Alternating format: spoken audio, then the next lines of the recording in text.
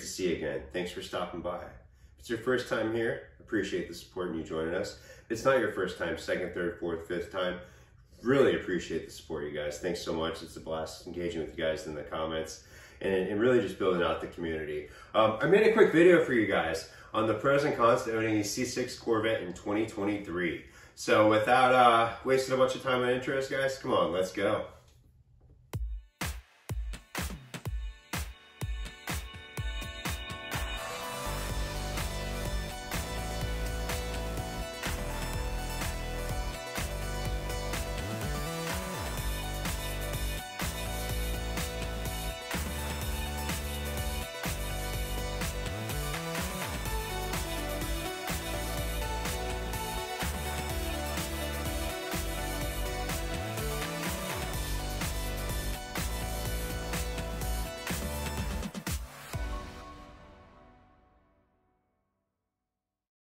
The first pro I have on a C6 Corvette is the affordable price.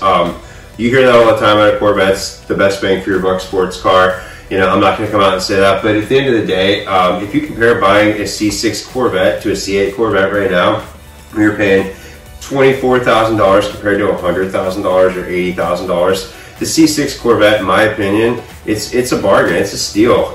You're getting a ton of value for it. So you get a manual transmission if you opt for it. You get rear-wheel drive still. You get a V8. I mean, it truly is just a bargain on the used market, and you're able to pick these up sometimes for $15,000, $16,000. So it's very affordable. It's a very affordable way to get into a high-performance sports car is by buying a used C6. The second pro. So these cars, they have a very proven track record, very documented history. They're almost 20 years old at this point. So your oldest C6 is going to be 18 years old. So there's 18 years of history documented on these cars of reliability on the motors, whether it's LS2, LS3 motor. They're bulletproof, very reliable motors, and there's a proven track record behind that. So definitely a pro of owning a C6 Corvette in 2023.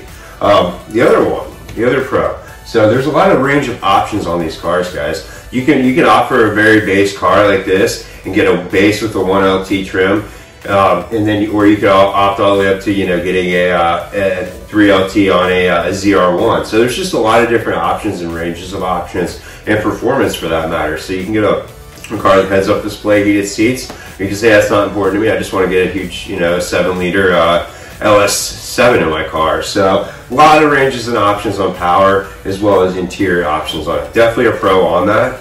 But with that being said, I'm going to start with the cons. And the first con is going to be the inside, guys. Some people may not, I don't consider it a con, but you guys probably do, is it looks a little bit dated inside.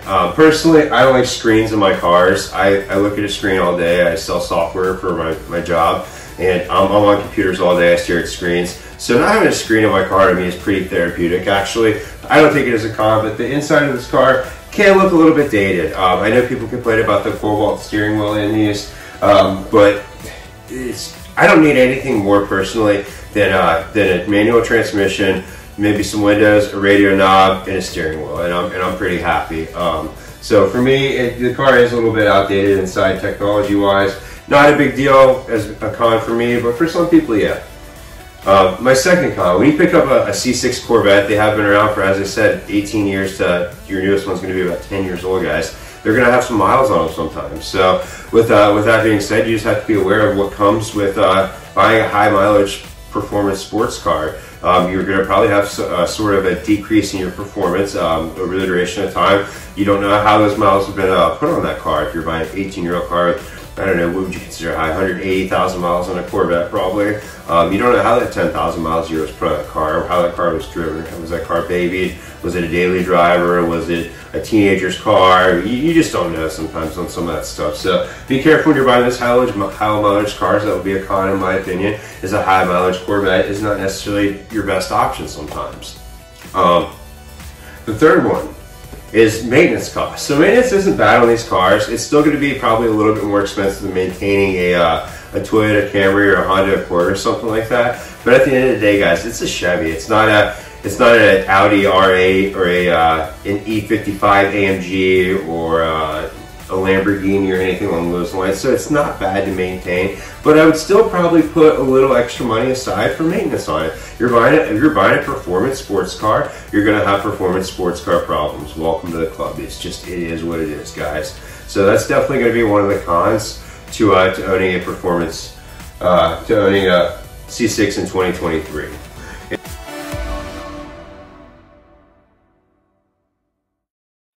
Cover the pros and cons of owning a C6 Corvette in 2023. In conclusion, it's a great way to get into a high-performance sports car for a very affordable price. But personally, I would make sure you weigh the pros and the cons before you just dive in, and do your own research, do the diligence, and make sure that it's a good choice for you. Don't buy a C6 Corvette if you have 5 kids and you're a single dad. It just doesn't make sense. Like I said, there's a lot of pros to owning this car, way more pros in my opinion than cons. It's a blast. It's so much fun to drive. It's my favorite summer car I've ever had. But do the research for yourself, guys. As always, thanks so much for stopping by. It's a pleasure building the community, guys. Please leave me some comments in the description below. Let me know. See you guys soon.